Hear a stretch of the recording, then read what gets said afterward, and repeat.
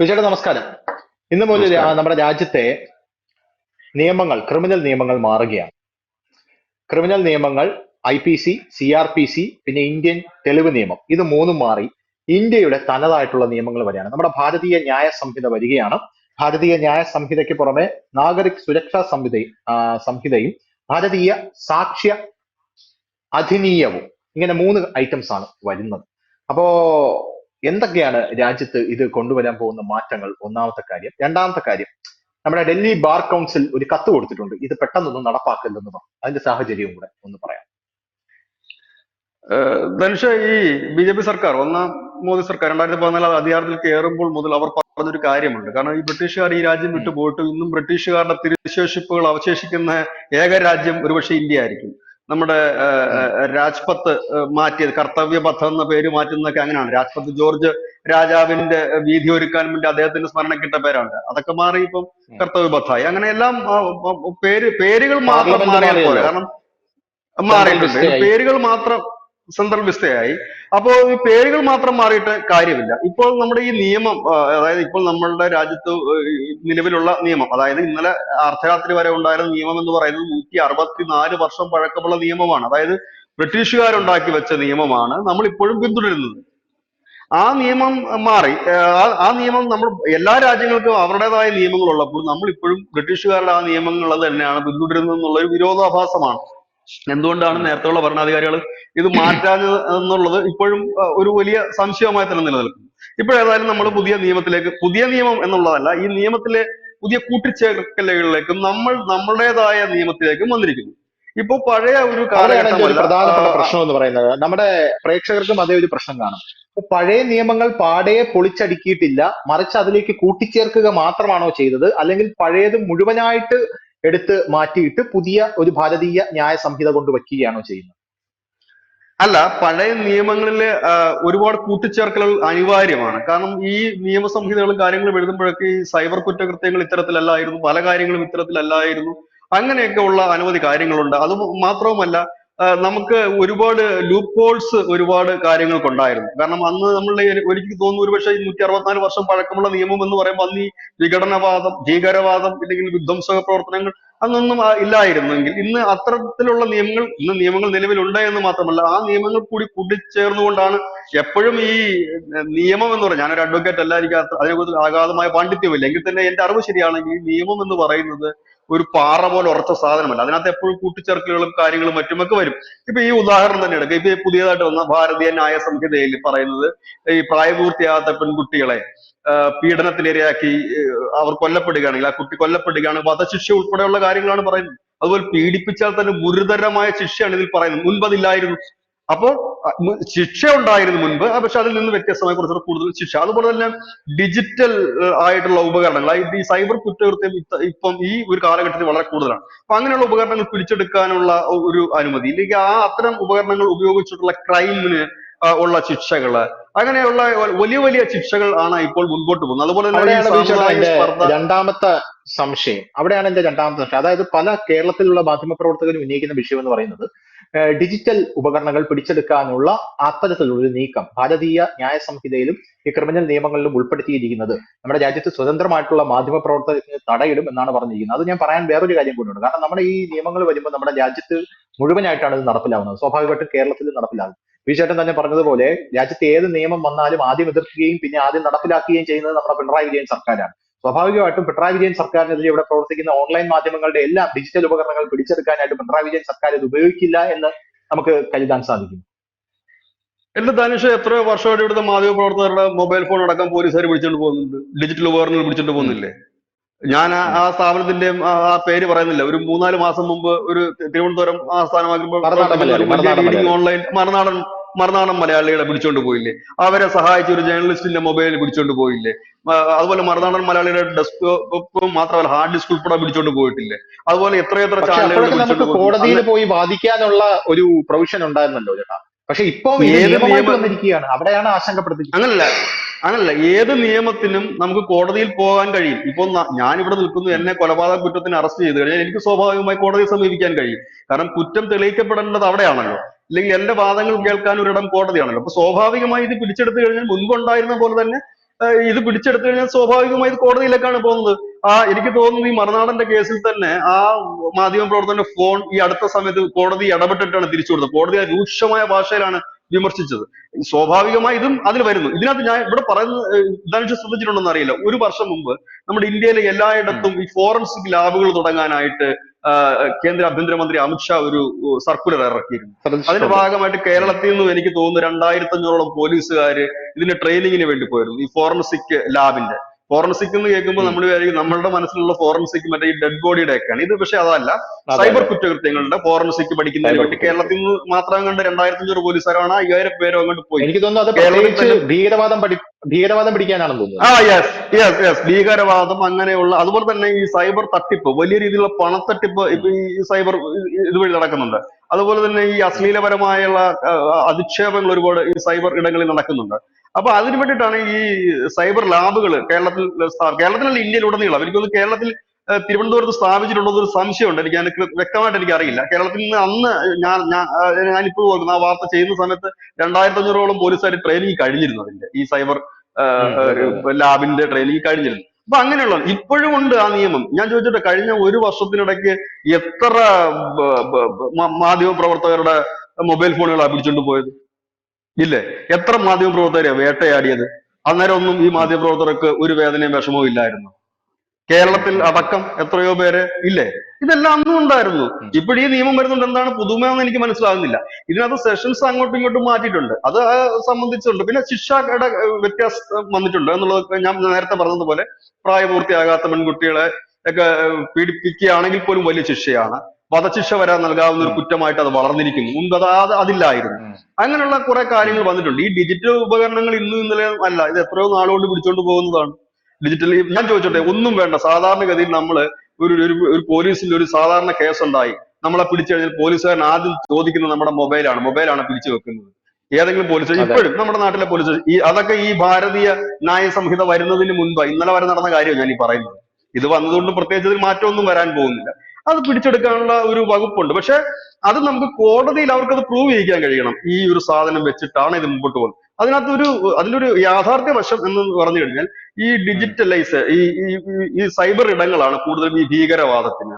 ഒപ്പം തന്നെ ഇപ്പൊ നമ്മള് ഈ കണ്ടിരുന്നു, ഈ നീറ്റിന്റെ ക്വസ്റ്റ്യൻ പേപ്പർ ചോർന്നതുമായി ബന്ധം, അത് ഈ ഡാർക്ക് വെബാണ്. അത് വലിയ പ്രയാസകരമാണ് എന്ന് തന്നെയാണ് ഈ സൈബർ വിദഗ്ധർ തന്നെ പറയുന്നത്, അതിൽ നിന്നൊക്കെ ഇത് കണ്ടുപിടിക്കുക എന്നുള്ളത്. അപ്പൊ അങ്ങനെ ഒരുപാട് കാര്യങ്ങൾ, അതുപോലെ തന്നെ വിധ്വംസക പ്രവർത്തനങ്ങളും മറ്റുമൊക്കെയാണ് വലിയ രീതിയിൽ പോകുന്നത്.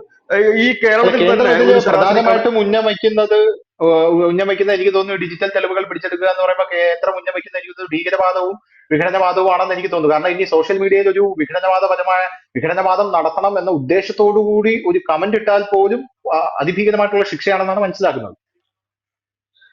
ശരിയാണ്. ഇന്നലെ ധനുഷ് ശ്രദ്ധിച്ചിട്ടുണ്ടാവാറ്, തമിഴ്നാട്ടിൽ 10 ഇടത്ത് NIA ഒരു റെയ്ഡ് ഉണ്ടായിരുന്നു, മധുര അടക്കം 10 ഇടത്ത് ഒരു റെയ്ഡ് ഉണ്ടായിരുന്നു. എന്തിനാണ് ആ റെയ്ഡ് എന്ന് വെച്ചാൽ, അവിടെ ഒരു പുതിയ ഭീകര സംഘടന, പേര് ഞാൻ കൃത്യമായിട്ട് ഓർക്കുന്നില്ല, ആ പുതിയ ഭീകര സംഘടനയുടെ ഒരാളെ 2021 പിടികൂടി. അയാളെ ചുറ്റിപ്പറ്റിയുള്ള അന്വേഷണമാണ് ഇന്നലെ. അതിനുശേഷം ഈ ലോക്സഭാ തെരഞ്ഞെടുപ്പ് നടക്കുമ്പോൾ 6 പേരെ കൂടെ അറസ്റ്റ് ചെയ്തിരുന്നു. ഇന്നലെ 2 പേരെ കൂടെ പിടികൂടിയിരുന്നു. വലിയ ആൾക്കാരൊന്നും ഇല്ല ഈ ഭീകര സംഘടന. ഈ ഭീകര സംഘടനയുടെ പ്രധാന പരിപാടി എന്താണെന്ന് വെച്ചാൽ, ഈ സോഷ്യൽ മീഡിയ വഴി, ഫേസ്ബുക്കും ഇല്ലെങ്കിൽ ഈ യൂട്യൂബുകളും ഒക്കെ വഴി ഈ മറ്റ് മതങ്ങളെ അവഹേളിക്കുക, അതുപോലെ തന്നെ മതസ്പർദ്ധ ഉണ്ടാക്കാൻ വേണ്ടി തന്നെ.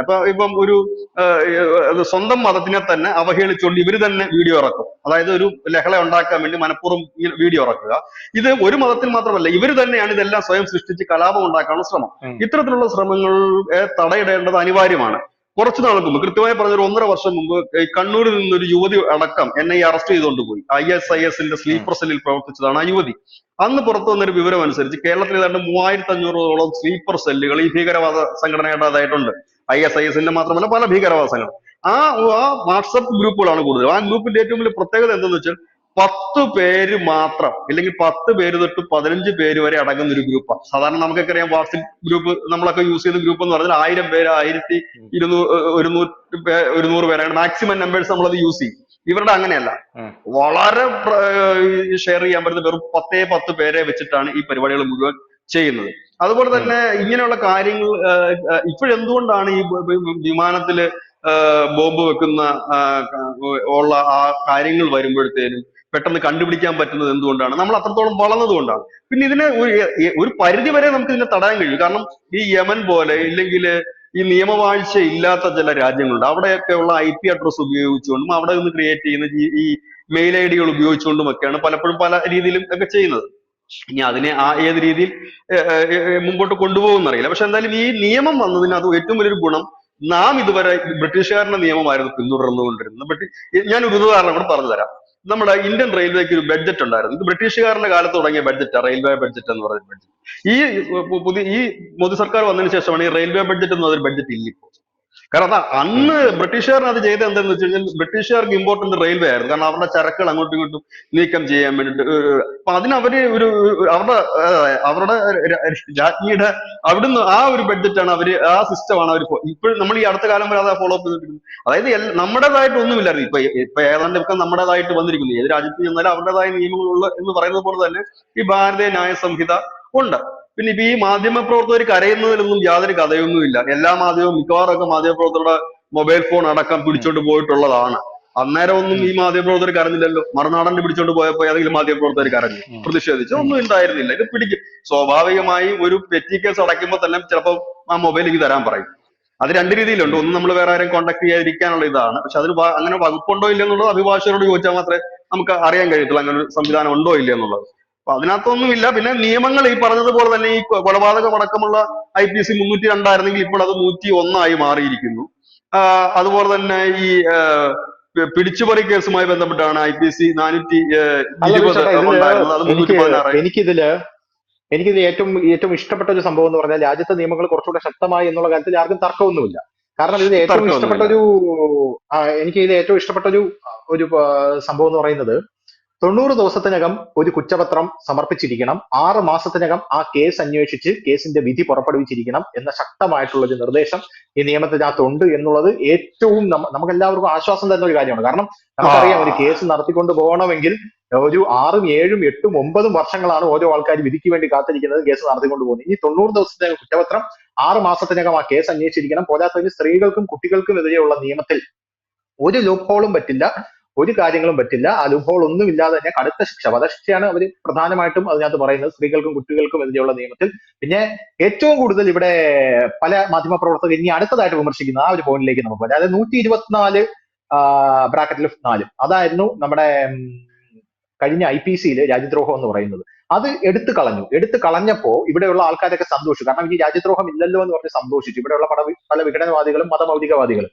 അത് എടുത്തു കളഞ്ഞ അത് 152 BNS-ലെ 152ാമത്തെ വകുപ്പായിട്ട് അതിലും ശക്തമായിട്ട് കൊണ്ടുവന്നിരിക്കുന്ന ഈ വകുപ്പ് കണ്ട് ഞെട്ടിയിരിക്കുകയാണ് ഇവിടെയുള്ള പല ആൾക്കാർ. അതിനെതിരെ ഇപ്പൊ തന്നെ നമ്മുടെ സുഡാപ്പി ചാനലൊക്കെ വലിയ രീതിയിൽ ശബ്ദം ഉയർത്തി തുടങ്ങിയിട്ടുണ്ട്. കാരണം ഇതെന്ത് വകുപ്പാണ്, 152 ഒരു ഡ്രക്കോണിയൻ ലോ ആണ് ഇതൊക്കെ എന്നൊക്കെ പറഞ്ഞുകൊണ്ട് രംഗത്തെത്തിയിട്ടുണ്ട്. കാരണം നീ വിഘടനവാദം നടത്തണ്ട, മറിച്ച് അങ്ങനെയുള്ള ഒരു ചിന്ത ഉണ്ടായാൽ തന്നെ ജയിലിനകത്ത് പിടിച്ചിടും എന്നുള്ളൊരു സാഹചര്യം ഉണ്ടായി വന്നിരിക്കുകയാണ്. പോരാത്ത ഡിജിറ്റൽ ഇൻസ്ട്രുമെന്റ്സ് വഴിയുള്ള അല്ലെങ്കിൽ ഡിജിറ്റൽ മെഷീനറി വഴിയുള്ള ഇത്തരത്തിലുള്ള കാര്യങ്ങൾ, അതായത് നമ്മുടെ സോഷ്യൽ മീഡിയയിൽ ഇടുന്ന കമന്റുകൾ, സോഷ്യൽ മീഡിയയിൽ വരുന്ന മതനിന്ദ, ട്രോളുകൾ, രാജ്യത്തിന്റെ ഐക്യം, അഖണ്ഡത, സുരക്ഷ, സാമ്പത്തിക രക്ഷ എന്നിങ്ങനെയുള്ള കാര്യങ്ങളൊക്കെ തകർക്കുന്ന രീതിയിൽ നിങ്ങൾ അങ്ങനെ ഉദ്ദേശത്തോടു കൂടി എന്തെങ്കിലും ഒരു കമന്റ് പോലും ഇട്ട് കഴിഞ്ഞാൽ മുഴുവൻ പ്രശ്നത്തിലായി പോകും എന്നുള്ളൊരു സാഹചര്യം മുന്നിൽ ഉടലെടുക്കുകയാണ്. അപ്പൊ ഇത് വലിയ രീതിയിൽ നമ്മുടെ നാട്ടിലെ രാജ്യദ്രോഹം ചെയ്യാൻ വളരെയധികം ത്വര കാണിക്കുന്ന ആൾക്കാരെ നിരാശപ്പെടുത്തുന്ന ഒരു നിയമമാണെന്ന് പറയാതിരിക്കാൻ വയ്യ. ഇതിനെതിരെ വലിയ ശബ്ദം വരികയാണ്. ഇതിനെതിരെ ഒരു കമന്റ് എന്താ? ഇത് ധനുഷ് നേരത്തെ പറഞ്ഞ ഈ സ്ത്രീകൾക്കും കുട്ടികൾക്കും എതിരെയുള്ള ഈ പീഡന കേസ് 24 മണിക്കൂറിനകം FIR രജിസ്റ്റർ ചെയ്യാൻ 48 മണിക്കൂറിനകം പ്രാഥമിക അന്വേഷണം നടത്തുകയും വേണമെന്നാണ്. അതായത് ഏറ്റവും ചുരുങ്ങിയ സമയം ഈ കേസുകൾക്കൊക്കെ എടുക്കാവൂ. എനിക്ക് തോന്നുന്നത് ഈ സർക്കാർ, മോദി സർക്കാർ തന്നെ ഒരിക്കൽ പ്രധാനമന്ത്രി തന്നെയാണെന്ന് തോന്നുന്നു 2014 അദ്ദേഹം പറഞ്ഞൊരു കാര്യമുണ്ടായിരുന്നു, നമ്മുടെ രാജ്യത്ത് അനവധി കേസുകൾ കെട്ടിക്കിടക്കുന്നുണ്ട്, അതിന്റെ ഒന്നും വിധി വരാൻ പോലും കാത്തു നിൽക്കാതെ പലരും യാത്രയാകുന്നവരുണ്ട്. അതുകൊണ്ട് തന്നെ എല്ലാ പഞ്ചായത്ത് തലത്തിലും ചെറിയ ചെറിയ കോടതികൾ വന്നു കഴിഞ്ഞാൽ നമുക്ക് ഒരു വലിയ പരിധി വരെ പ്രശ്നങ്ങൾ പരിഹരിക്കാൻ കഴിയും. ചെറിയ കേസുകൾ, അതായത് ഇപ്പൊ ഈ വഴിത്തർക്കം മുതലുള്ള കേസുകൾ, ചെറിയ ചെറിയ കേസുകൾക്ക് പഞ്ചായത്ത് തലം മുതൽ തന്നെ നമുക്ക് ഒരു ചെറിയ കോടതി ഉണ്ടെങ്കിൽ നമുക്കതൊക്കെ പരിഹരിച്ച് പോകാൻ കഴിയും. ഒരു പക്ഷേ ഇന്ന് നമുക്ക് പറയാൻ കഴിയില്ല, ഒരു പക്ഷെ ഒരു 10 വർഷത്തിനകം അങ്ങനെ ഒരു സംവിധാനം വന്നുകൂടായികയില്ല. കാരണം അങ്ങനെ രാജ്യത്ത് കേസുകളുടെ ഈ മറ്റ് നമ്മളെപ്പോഴും പറയും ഈ ഗൾഫ് രാജ്യങ്ങളെ കണ്ടില്ല, അവിടുത്തെ നിയമം കർശനമാണ്. കാരണം അതൊരു ചെറിയ രാജ്യമായതുകൊണ്ട് പെട്ടെന്ന് ഈ നിയമം നടപ്പാക്കിയെടുക്കാൻ അവർക്ക് എളുപ്പമാണ്. കാരണം കുറച്ച് പേരെ കൺട്രോൾ ചെയ്താൽ മതി. 140 കോടി ജനത്തിനെ ഉം. കൺട്രോൾ ചെയ്യണമെങ്കിൽ എന്തുമാത്രം പോലീസുകാർ ഉണ്ടാകണം, എന്തുമാത്രം കോടതികൾ ഉണ്ടാകണം. അപ്പൊ അത് വളരെ ബുദ്ധിമുട്ടുള്ള കാര്യം. അപ്പൊ അതിലും കുറച്ചുകൂടി എളുപ്പം പണ്ട് എനിക്ക് തോന്നുന്നു 2014 തന്നെയാണ് അദ്ദേഹം അപ്പൊ ഏതോ ഈ കോടതിയുമായി ബന്ധപ്പെട്ട ഏതോ ഒരു മീറ്റിംഗിനിടയിലാണ് അദ്ദേഹം പറഞ്ഞത്, എല്ലാ ഗ്രാമങ്ങളിലും ഓരോ കോടതി ഉണ്ടായെങ്കിൽ നമ്മുടെ കേസുകൾക്ക് പെട്ടെന്ന് പരിഹാരം കാണാൻ കഴിയുമായിരുന്നു, കുറ്റകൃത്യങ്ങളുടെ എണ്ണം കുറയുമായിരുന്നു. ഇവിടെ ഏറ്റവും വലിയ പ്രശ്നം വെച്ചാൽ ധനുഷ് നേരത്തെ പറഞ്ഞത് തന്നെയാണ് പ്രശ്നം. ഒരുത്തൻ ഒരു കേസിൽ പെട്ട് കഴിഞ്ഞാൽ, ഒരു കൊലപാതകയാണെങ്കിൽ അല്ലെങ്കിൽ കേസിൽ പെട്ട് കഴിഞ്ഞാൽ അവന്റെ വിചാരണ നീണ്ടുപോവുകയാണ്. ആ നീണ്ടു പോയി ഇവൻ ഇനി നിരപരാധി ആണെങ്കിൽ പോലും അവന്റെ ജീവിതം പോയി അത്രയും വർഷം. ഇനി അവൻ ഉം. അപരാധി ആണെങ്കിൽ ഉം. പോലും നമ്മുടെ ചെലവിൽ അവനെ തീറ്റിപ്പോറ്റി മുമ്പോട്ട് കൊണ്ടുപോകുന്ന ഒരു കാഴ്ചയാണ്. പ്രത്യേകിച്ച് സ്ത്രീകൾക്കും ഉം. കുട്ടികൾക്കും എതിരെ നടക്കുന്ന വലിയ രീതിയിലുള്ള അതിക്രമങ്ങളുണ്ട്. ആ അതിക്രമങ്ങൾ ഉം. പലപ്പോഴും ലൂപ്പ് ഹോൾസ് ഉപയോഗിച്ച് രക്ഷപ്പെടുന്നുണ്ട്. ലൂപ്പ് ഹോളിന്റെ ഉം. ആ ഒരു എണ്ണം കുറയുന്നുണ്ടാകണം ഈ നിയമത്തിൽ എന്നുള്ളതാണ് മനസ്സിലാക്കാൻ പറ്റുന്നത്. പ്രത്യേകിച്ച് ഈ രാജ്യദ്രോഹപരമായ കേസുകളും കാര്യങ്ങളും ഒക്കെ മുൻപത്തെ രീതിയിൽ ഇനി കൈകാര്യം ചെയ്ത് മുമ്പോട്ട് പോവുക പ്രയാസകരമായ കാര്യമാണ്. കാരണം ഭീകരന്മാര് വളരെയധികം വളർന്നിരിക്കുന്നു, ടെക്നോളജിയിലായാലും മറ്റുള്ള കാര്യങ്ങളിലായാലും ഒക്കെ വളരെയധികം വളർന്നിരിക്കുന്നു ഭീകരവാദം. കാരണം ഒരു രാജ്യത്തെ ഉം. തകർക്കുന്നത് കലാപങ്ങളും ഭീകരവാദ പ്രവർത്തനങ്ങളും ഒക്കെ തന്നെയാണ്. അതുപോലെ തന്നെ സാമ്പത്തിക അസ്ഥിരത ഉണ്ടാക്കുന്ന കാര്യങ്ങളൊക്കെ തന്നെയാണ്. ഇതിനൊക്കെ കർശനമായ നിയമങ്ങൾ വേണം. സ്വർണ്ണക്കള്ളക്കടത്ത് ഉൾപ്പെടെയുള്ള കാര്യങ്ങൾക്ക് ശക്തമായ ഒരു നിയമം അനിവാര്യമായ ഒരു ഘടകമാണ്. ഇപ്പൊ ഈ നിയമത്തിന്റെ മുഴുവൻ വശങ്ങൾ അറിയണമെന്നുണ്ടെങ്കിൽ നമ്മളൊരു അഭിഭാഷകനോട് ചോദിച്ചെങ്കിൽ മാത്രമേ കൃത്യമായിട്ട് അറിയാൻ കഴിയൂ. കാരണം ഞാനൊരു അഭിഭാഷകനല്ല, ധനുഷ് ഒരു അഭിഭാഷകനല്ല എന്നാണ് ഞാൻ മനസ്സിലാക്കുന്നത്. അപ്പം ഉം. ഏതായാലും ബ്രിട്ടീഷുകാർ കൊണ്ടുവന്ന ആ നിയമത്തിന്റെ കാലം കഴിഞ്ഞിട്ട് എത്രയോ വർഷമായി. ആ ഒരു ഉം. സംവിധാനമല്ല ഇന്ന് നമ്മുടെ ഈ രാജ്യത്ത് നല്ല ഈ ലോകത്ത് തന്നെയുള്ളത്. അപ്പൊ പുതിയൊരു നിയമം വന്നു. ഏതായാലും ഇന്ന് രാവിലെ നമ്മൾ കേട്ട വാർത്ത ദില്ലിയിൽ ആദ്യത്തെ അറസ്റ്റ് എന്നാണ്. ആദ്യത്തെ കേസും രജിസ്റ്റർ ചെയ്തു പുതിയ നിയമപ്രകാരം. അവിടെ ഈ ഓവർ ബ്രിഡ്ജിന്റെ താഴെ റെയിൽവേ നൂറിൽ എനിക്ക് തോന്നുന്നു ദില്ലി കമല പോലീസ് ആണെന്ന് തോന്നുന്നത് അറസ്റ്റ് ഈ കേസ് രജിസ്റ്റർ ചെയ്ത് 285 അതായത് BNS 285 വകുപ്പിൽ ഉം. ആദ്യ കേസ് രജിസ്റ്റർ ചെയ്തത്. അതായത് ഈ ഓവർ ബ്രിഡ്ജിന് താഴെ, റെയിൽവേ ഉം. ഓവർ ബ്രിഡ്ജിന് താഴെ ഒരു പാർട്ടി കച്ചവടം നടത്തിക്കൊണ്ടിരിക്കുക. ഇയാളത് പലവട്ടം പോലീസും ഒക്കെ ചെന്ന് പറയുന്നത് മാറ്റില്ലെങ്കിൽ ട്രാഫിക് ബ്ലോക്ക് ഉണ്ടാകും, കേട്ടില്ല, കേസ് രജിസ്റ്റർ ചെയ്തു. അപ്പം BNSന്റെ ആദ്യത്തെ കേസ് ആദ്യം രജിസ്റ്റർ ചെയ്യപ്പെട്ട കേസ് ഏതെന്ന് ചോദിച്ചാൽ ദില്ലിയിലാണ്. ദില്ലി കമല പോലീസാണ് ആ കേസ് രജിസ്റ്റർ ചെയ്തിരിക്കുന്നത്. അതും ഒരു ചരിത്രമാണ്. ഇന്ന് പുലർച്ചെയായിരുന്നു സംഭവിച്ചിരിക്കുന്നത്. എനിക്ക് തോന്നുന്നു ദില്ലി പോലീസ് എന്തായാലും കാത്തിരുന്നതാണോ എന്നറിയില്ല. കാരണം പലവട്ടം ആ നോട്ടീസൊക്കെ കൊടുത്തിട്ടും മാറ്റാതെ ഈ ഇതങ്ങോട്ട് വന്നു കഴിയുമ്പോൾ ഫസ്റ്റ് ഇതങ്ങ് എടുത്ത് കൊടുക്കാന്ന് വെച്ചിട്ട് കാത്തിരുന്നാണോ എന്ന് എനിക്ക് അറിയില്ല. ഏതായാലും എന്തിനായിരുന്നാലും ഓക്കെ വിളിച്ചോട്ടെ. പക്ഷെ ഇതിൽ എന്നെ നിരാശപ്പെടുത്തുന്ന വേറൊരു കാര്യമുണ്ട്. അതെന്റെ പേഴ്സണൽ ആയിട്ടുള്ള ഒരു നിരാശയാണ്. കാരണം സ്ത്രീകൾക്കും കുട്ടികൾക്കും എതിരെ വരുന്ന കാര്യങ്ങൾക്ക് ശക്തമായിട്ടുള്ള നിയമമുണ്ട്. ഇവിടെയുള്ള പുരുഷന്മാർക്ക് ഒരു വിലയില്ല. അല്ല അതിന്റെയും അല്ല അങ്ങനെ ചില ചർച്ചകളും പല വഴി നടക്കുന്നതായിട്ട് നമ്മൾ അറിയുന്നുണ്ട്. അതിന്റെ പല കോടതികൾ ഇപ്പൊ ചില കോടതി വിധികളിലൊക്കെ അത് വരുന്നുണ്ട്. ഇപ്പൊ പഴയതുപോലെ പീഡനം എന്ന് പറയുമ്പോൾ നമ്മള് വിവാഹ വാഗ്ദാനം നൽകിയുള്ള പീഡനം, അങ്ങനെയുള്ള പീഡനത്തിൽ നിന്നും പഴയ പോലെ ബലമില്ലാതെ പോകുന്നത് പല കോടതി വിധികളിലും നമ്മൾ കാണുന്നുണ്ട്. കോടതി ഇപ്പൊ കണ്ണടച്ചിട്ട് ഒരു സ്ത്രീയുടെ വാദം കേട്ട് മുൻപോട്ട് പോകുന്നില്ല. നമുക്കറിയാം ഈ പല കേസുകൾ പക്ഷെ അതിൽ പ്രത്യേകിച്ച് ഈ ഈ പീഡന സ്ത്രീകളുടെയൊക്കെ പ്രധാനപ്പെട്ട ഒരു പോയിന്റ് എന്താ അറിയോ? പ്രധാനപ്പെട്ട ഒരു മോട്ടീവ് എന്താ അറിയോ ബിജേട്ടാ? ഈ കൺസെന്റോട് ഉം കൂടി ഇവര് രണ്ടുപേരും കൂടെ ലൈംഗിക ബന്ധത്തിൽ ഏർപ്പെട്ട് കഴിഞ്ഞാലും ഈ സ്ത്രീയുടെ പടമോ ചിത്രമോ പുറത്തു വരുന്നില്ല. പുരുഷനാണ് തേജോവധം ചെയ്യപ്പെടുന്നത്. ഓൺലൈൻ മാധ്യമങ്ങൾക്ക് ഇതുപോലൊരു സാധനം കിട്ടാനായിട്ട് കാത്തിരിക്കുകയാണ്. നമുക്കറിയാലോ. അവരിത് കിട്ടിക്കഴിയുമ്പോൾ സർക്കുലേഷൻ പിന്നെ ഈ കൊടുക്കണം. പുരുഷന്റെ ജീവിതം സർക്കുലേഷൻ കൊടുത്ത് ആജീവനാന്തം അവന് പുറത്തിറങ്ങാൻ പറ്റാതെയോ, അവന് യാതൊരുവിധ കാര്യങ്ങളും ചെയ്യാൻ പറ്റില്ല, ഒരു കല്യാണം കഴിക്കാൻ പറ്റില്ല, ഒരു കുടുംബജീവിതം ഉണ്ടാവില്ല. അങ്ങനെ മുഴുവനായിട്ട് അവന്റെ ജീവിതം നശിച്ച് നാറാക്കല്ലെടുക്കുകയാണ്. ജോലി സ്ഥലത്ത് നിന്ന് പുറത്താക്കപ്പെടുന്നു. അങ്ങനെയുള്ള ഒരു സാഹചര്യം എത്തുകയാണ്. അപ്പൊ ഈ കോടതി അവസാനം പറയും എന്ന് പറഞ്ഞാൽ ഇത് കൺസെന്റോട് കൂടിയാണ് എന്ന് സ്ത്രീ ഒന്ന് ശകാരിക്കും സ്ത്രീകളെ. അത്രമാത്രമാണ് മാക്സിമം നടക്കുന്നത്. പക്ഷെ പുരുഷന്മാര് ഇതിനകത്ത് പെട്ടുപോയി കഴിഞ്ഞാൽ പുരുഷന്റെ ജീവിതം കുതാകവയാണ്. ധനുഷ, ഇതിനകത്ത് ഈ യൂറോപ്യൻ കൺട്രീസിലൊക്കെ ഉം. എങ്ങനെയാണെന്നറിയാവോ ഈ കുറ്റം, നമ്മൾ ഈ പത്രധർമ്മം ഉം. എന്ന് പറഞ്ഞൊരു സാധനമുണ്ട്. എനിക്ക് ഇവിടെയും അങ്ങനെയൊക്കെ തന്നെ. ഉം. നമ്മുടെ ഇവിടെ ആരെങ്കിലും ഒന്ന് ഒരു അസ്വാഭാവികമായി മരിച്ചു കഴിഞ്ഞാല് ഉം. ഇപ്പൊ ഒരാൾ കെട്ടിത്തൂങ്ങി, അയാൾ ഉടനെ നമ്മുടെ പത്രക്കാർ ചിലരെഴുതും കൊന്നു കെട്ടിത്തൂക്കി എന്ന് എഴുതും, കൊലപാതകമാണെന്ന് ഉം. സംശയിക്കുന്നു. മറ്റു ചിലരെഴുതും ആത്മഹത്യ എന്ന് സംശയിക്കുന്നു. ഇതൊക്കെ കണ്ടുപിടിക്കേണ്ടത് ഇവിടുത്തെ ഉം. പോലീസും നിയമ സംവിധാനങ്ങളൊക്കെയാണ്. അതിന് മുൻപാണിത്. നേരെ മറിച്ച് യൂറോപ്യൻ കൺട്രീസിലൊക്കെ ആണെന്നുണ്ടെങ്കിൽ പ്രതിയെ പിടിച്ചു കഴിഞ്ഞാൽ പോലും പത്രങ്ങളുടെ തലക്കെട്ട് എങ്ങനെയാണെന്ന് വെച്ചാൽ ഈ കേസിന്റെ അന്വേഷണത്തിന് സഹായിക്കാനായിട്ട് ഇന്ന ആൾ കൂടി ഈ അന്വേഷണ സംഘത്തോടൊപ്പം ചേർന്നു എന്നാണ് അവർ കൊടുക്കുന്നത്. അതിന് നമുക്കുണ്ട് നമുക്കും അതിന് കസ്റ്റഡി എന്നാണ് നമ്മൾ പറയുന്നത്. അറസ്റ്റും കസ്റ്റഡിയും രണ്ടും രണ്ടാണ്. പക്ഷെ നമ്മൾ എന്ത് ചെയ്യും? കസ്റ്റഡിയിൽ ഒരുത്തിനെ എടുക്കുമ്പോൾ തന്നെ, ഇല്ലെങ്കിൽ ഒരാളെ ചോദ്യം ചെയ്യാൻ വിളിക്കുമ്പോൾ തന്നെ അറസ്റ്റ് രേഖപ്പെടുത്തി കൊടുക്കും. സ്വാഭാവികമായിട്ട് ഈ ഒരു പ്രഷറിന്റെ അടിസ്ഥാനത്തിൽ പലപ്പോഴും പോലീസിന് അറസ്റ്റ് രേഖപ്പെടുത്തേണ്ടതായിട്ടും വരും. ഈ യൂറോപ്യൻ കൺട്രീസിൽ എന്ന് പറഞ്ഞാൽ ഈ പ്രതിയെ തന്നെയാണ് പിടിച്ചിരിക്കുന്നത് പോലീസ്. പക്ഷെ അവിടുത്തെ പത്രങ്ങൾ കൊടുക്കുന്ന തലക്കെട്ട് ഈ കേസിന്റെ കൂടുതൽ അന്വേഷണത്തിനായിട്ട് ഈ വ്യക്തി കൂടി ഈ അന്വേഷണ സംഘത്തോടൊപ്പം ചേർന്നിരിക്കുന്നു. അവിടുത്തെ ജനങ്ങൾക്കറിയാം ഈ ആളാണ് പ്രതി, ഇയാളെ കസ്റ്റഡിയിലാണ് എടുത്തിരിക്കുന്നത്, അറസ്റ്റ് രേഖപ്പെടുത്തിയിട്ടില്ല, അങ്ങനെയാണ് കൊടുക്കുന്നത്. അതുപോലെ തന്നെ ഇവിടെ ഞാൻ പറഞ്ഞില്ലേ, ഒരു മരണം ഉണ്ടായി കഴിഞ്ഞാൽ നമ്മൾ പത്രക്കാരിരുന്നിട്ടാണ് തീരുമാനിക്കുന്നത് ഇത് എങ്ങനെയാണ് കൊലപാതകം നടന്നത്. ചില പത്രങ്ങളും ഒക്കെ ആണെന്നുണ്ടെങ്കിൽ മാപ്പ് വരെ വരച്ചു കാണിക്കും, ഏതുവഴിയാണ് ഈ കുട്ടി നടന്നു പോയത്, ഇല്ലെങ്കിൽ ഏതുവഴിയാണ് തട്ടിക്കൊണ്ടുപോയത് നടന്നത്. ഇത്രയും വിദഗ്ധന്മാരൊക്കെ ഇവിടെ ഉണ്ടല്ലോ എന്ന് ആലോചിക്കുമ്പോൾ ഒരു ഇതുണ്ട്. പക്ഷെ അത് മാറേണ്ട ഒരു അവസ്ഥയുണ്ട്. എനിക്ക് തോന്നുന്നു അത് പത്രക്കാര് അതിനകത്ത് ഒരു ഇത് വരണ്ടാണ്. കാരണം ഈ പെൺകുട്ടികളുടെ പേര് കൊടുക്കുന്നത് പോലെ തന്നെ ആൺകുട്ടികളുടെയും കൊടുക്കണം. അവർ പല കേസുകളും ഈ അടുത്ത സമയത്ത് നടക്കുന്ന പല കേസുകളും ഈ പുരുഷന്മാർ നിരപരാധികളാണ് എന്ന് പറഞ്ഞുകൊണ്ട് വെറുതെ വിടുന്ന ഒരുപാട് കേസുകളുണ്ട്. പക്ഷെ അവർ തിരിച്ചു വരുമ്പോഴത്തേനും അവരുടെ ജീവിതം ധനുഷ് നേരത്തെ പറഞ്ഞ കോഞ്ഞാട്ടയായി പോകുന്ന ഒരു സാഹചര്യമുണ്ട്.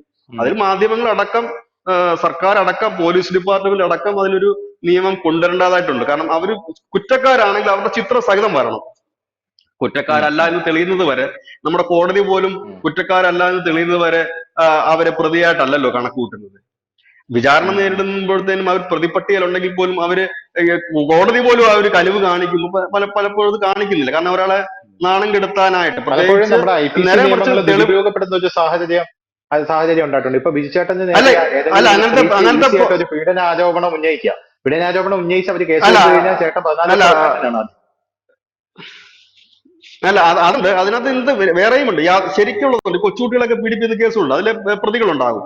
അങ്ങനെയുള്ള അവരുടെ ചിത്രങ്ങളും വാർത്തകളും കൊടുക്കുന്നതിൽ യാതൊരു തെറ്റുമില്ല. പക്ഷെ അത് എവിഡൻസോട് കൂടി ആയിരിക്കണം, വെറും ഒരു ആരോപണത്തിനകത്ത് പോകരുത്. ഈ അടുത്ത സമയത്ത് തന്നെ രണ്ടുമൂന്ന് ഈ കുട്ടികളുടെ പീഡനവുമായി ബന്ധപ്പെട്ടിട്ട് ആ കേസ് കോടതിയിൽ എത്തിയപ്പോൾ തന്നെ കോടതി പറഞ്ഞു ഇത് ഫാബ്രിക്കേറ്റ് ചെയ്ത ഒരു കേസാണ് എന്ന് കോടതിക്ക് തന്നെ ബോധ്യം വന്ന കേസുണ്ട്. നേരത്തെ ധനുഷ് പറഞ്ഞതുപോലെ ഒരാളെ നമുക്ക് നശിപ്പിക്കാൻ വേണ്ടി ചെയ്യുന്ന കേസുകളും ഒക്കെ ഉണ്ട്. പിന്നെ ഈ പറഞ്ഞത് കണക്ക് ഒരു പെണ്ണ്, അപ്പൊ ഒരു സ്ത്രീ വിചാരിച്ചാൽ വേണമെങ്കിൽ ഒരു പത്രസമ്മേളനം നടത്തിയിട്ട് അല്ലെങ്കിൽ ഫേസ്ബുക്ക് പോസ്റ്റ് എടുത്തിട്ട് ഒരു മീറ്റു ആരോപണമൊക്കെ ഉന്നയിച്ചു കഴിഞ്ഞാൽ തന്നെ ജീവിതം തീർന്നു ആ വ്യക്തിയുടെ. അതോടുകൂടി തന്നെ തീർന്നു. പിന്നെ ഈ വ്യക്തി ഇത് തെളിയിക്കാനായിട്ട് നടക്കുകയും വലിയ ആരാണ് പിന്നെ മനസ്സിലാക്കുന്നത്. എന്തായാലും ഭാരതീയ ന്യായ സംഹിത വന്നു കഴിഞ്ഞു. പല പല നല്ല കാര്യങ്ങളും അതിനകത്ത് ഉൾക്കൊള്ളിച്ചിട്ടുണ്ട്. പല പല കാര്യങ്ങൾക്കും ഒരു പരിഹാരമായിട്ടുണ്ട് എന്നുള്ള കാര്യത്തിൽ തർക്കമില്ല. ഇനി മുതൽ 90 ദിവസത്തിനകം കുറ്റപത്രം സമർപ്പിച്ചു കഴിഞ്ഞാൽ 6 മാസത്തിനകം അന്വേഷണം പൂർത്തീകരിച്ച് വിധി പ്രസ്താവിച്ചിരിക്കണം എന്നുള്ള ഒരു നിയമമാണ് ഇതിൽ ഏറ്റവും ആകർഷണീയമായിട്ട് ഞാൻ കാണുന്നത് എന്നുള്ളത്. പിന്നെ പ്രധാനമായിട്ടും രാജ്യദ്രോഹത്തിനൊക്കെ നല്ല വെറൈറ്റി ആയിട്ടുള്ള ശിക്ഷകൾ കാത്തിരിക്കുന്നുണ്ട്. അതുകൊണ്ട് മതമൗലികവാദികളും വിഘടനവാദികളും ജാഗ്രത എന്ന് മാത്രമേ പറയാനുള്ളൂ. ഇതിനെക്കുറിച്ചുള്ള കൂടുതൽ ചർച്ചകളും ആശങ്കകളും ഒക്കെ വരും ദിവസങ്ങളിൽ രാജ്യം ചർച്ച ചെയ്യും എന്നുള്ള കാര്യത്തിലും തർക്കമില്ല എന്ന് പറഞ്ഞുകൊണ്ട് നമുക്ക് നിർത്താൻ ഉപയോഗിച്ചിട്ടാ. നന്ദി, നമസ്കാരം. കൂടുതൽ വാർത്തകളും വിശേഷങ്ങളും നിങ്ങളിലേക്ക് എത്താൻ ABC മലയാളം സബ്സ്ക്രൈബ് ചെയ്യുക, ബെൽബട്ടനും അമർത്തുക.